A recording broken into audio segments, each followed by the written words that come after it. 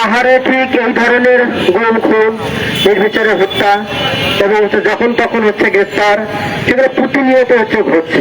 এই যে অন্যায় ভাবে গ্রেপ্তার, বারবার পাহাড়ে মানবাধিকার লঙ্ঘন হচ্ছে, কিন্তু আমাদের রাষ্ট্র বরাবরই নিশ্চুপ থেকে গেছেন। আমরা এখন খেয়াল করলে দেখবো যে এই রাষ্ট্রে বারবার সরকার বদল হচ্ছে, কিন্তু পাহাড়ের নিপীড়নের কোন চিত্র কোনো বদল ঘটতেছে না, একই রকমের থাকতেছে সেটা শুরু থেকেই।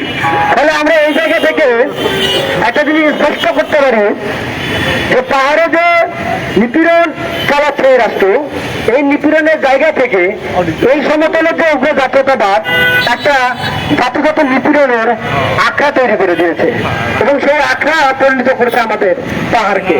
বন্ধুগণ, একই কথা আমরা দেখতে চাই, যদি দেখি ওখানে যে বারংবার এই পাহাড়ি মানুষগুলোকে বিচ্ছিন্নতাবাদী ট্রেকিং এর জায়গা থেকে এই অপহরণ নিপীড়ন গুলোকে বৈধতা দেওয়ার চেষ্টা করতেছে এবং তাদেরকে তারা করতেছে, অর্থাৎ ওখানে একটা অলিখিত ভাবে যে সেনা শাসন জারি রেখেছে এই রাষ্ট্র।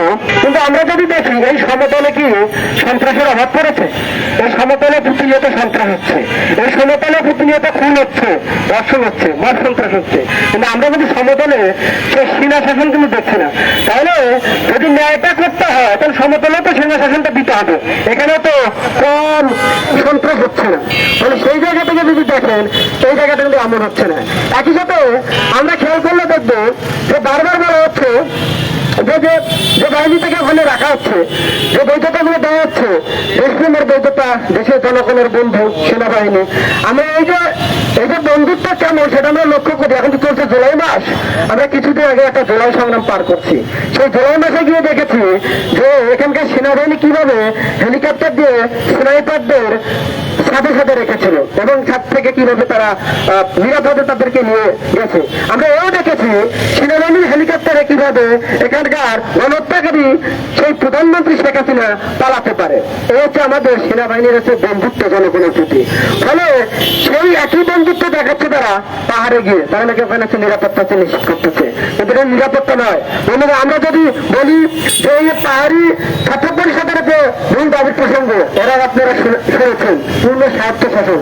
এই পূর্ণ স্বায়ত্ত শাসনকে আমরা হচ্ছে বিভিন্ন ছাত্রমূর্তির পক্ষ থেকে আমরা হচ্ছে সংহতি জানাই। এই জন্য সংহতি জানাই, আমরা এর আগে আপনারা শুনেছেন যে যখন বাংলাদেশ ঠিক পূর্ব পাকিস্তান হিসাবে পশ্চিম পাকিস্তানের একটা শাসন এবং শোষণের শিকার হচ্ছে, তখন গিয়ে যখন আমরা পূর্ণ স্বায়ত্ত শাসনের দাবি উঠাই, সেটা যদি ন্যায্য হয়, এই সময়ে বর্তমান বাংলাদেশে তার যখন একই রকমের শাসন এবং শোষণের হচ্ছে শিকার হচ্ছে, তখন পূর্ণ স্বায়ত্ত শাসনকে কেন আমরা অন্যায্য বলে বলবো?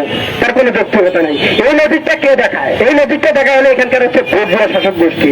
ওই তৎকালীন সময়ে পাকিস্তান বর্জিয়া শাসক গোষ্ঠী যেমন দেখেছিল যে এই যে পূর্ণ স্বায়ত্ত শাসন, অর্থাৎ তখন যে আমাদেরকে বিচ্ছিন্নতাবাদী বলে ট্যাগিং করেছিল ওই তৎকালীন সময়ে, একইভাবে বর্তমান বর্জিয়া শাসক গোষ্ঠী এই পাহাড়ের যে অধিকার, পাহাড়ের যে গণতান্ত্রিক অধিকার, সেই অধিকারকে নেই করার জন্য তারা এখন সেই একই ট্যাগিং খেলাটাই খেলছে বন্ধুগণ। ফলে ওই সময় তৎকালীন ওই বর্জিয়া শাসক গোষ্ঠী, বর্তমান বর্জিয়া শাসক গোষ্ঠী কেউ আসলে আমাদের হচ্ছে বন্ধু নয়। এদের চরিত্রগুলো আমরা তখনই হচ্ছে টের পাই যখন আমরা গণতন্ত্রের কথা বলি, যখন আমরা অধিকারের কথা বলি, যখন আমরা হচ্ছে শ্রমের ন্যায্য মজুরির কথা বলি, তখন কি আমরা দেখতে পাই যে কার কতটুকু কে হচ্ছে দেশপ্রেমিক, কতটুকু হচ্ছে দেশের মানুষের পক্ষে, গণতন্ত্রের পক্ষে।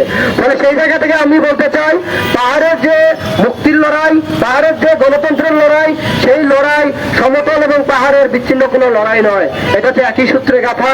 এবং সমতল কিংবা পাহাড়ে যদি আমরা গণতান্ত্রিক অধিকার প্রতিষ্ঠা করতে যাই, যদি মানুষের সেই হচ্ছে শোষণ হতে মুক্তি চাই, তাহলে পাহাড়ের লড়াই এবং সমতল লড়াই একসাথে এগিয়ে নিয়ে যেতে হবে।